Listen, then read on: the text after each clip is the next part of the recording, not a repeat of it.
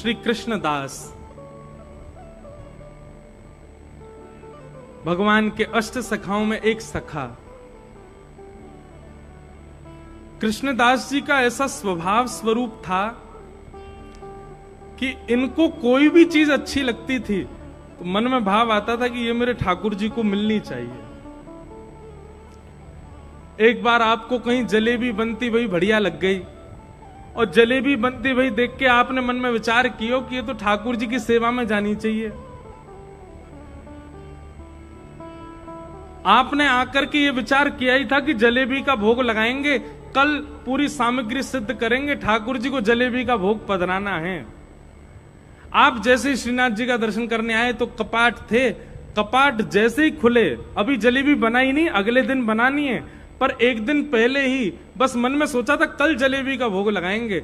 और आज जैसे ही दर्शन करने गए, कपाट जैसे ही खुले तो श्रीनाथ जी सामने खड़े, आरती हो रही है और उनकी उठी हुई भुजा के ऊपर ही जलेबी धरी है। ठाकुर जी ने स्वीकार कर लिया।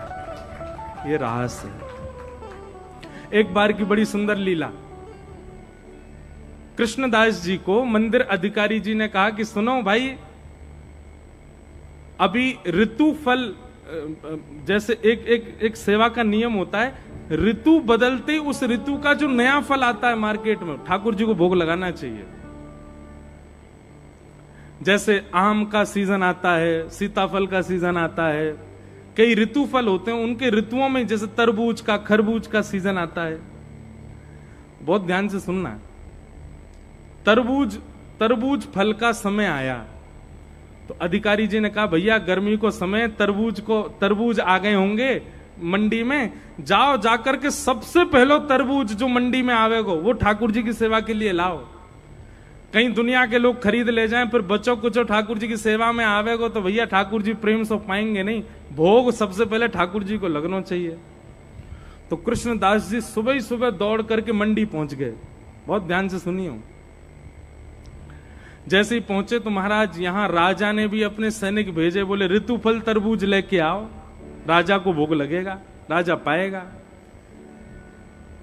जैसे ही मंडी में ढकेल पे सुंदर फल सजाए तो फल की दुकान खुलते ही यहां पे उसी समय तो कृष्णदास जी का आना हुआ, उसी समय राजा के सिपाही आए और दोनों ने जाके एक संग कही, हाँ भैया तरबूज का भाव से दिए हैं।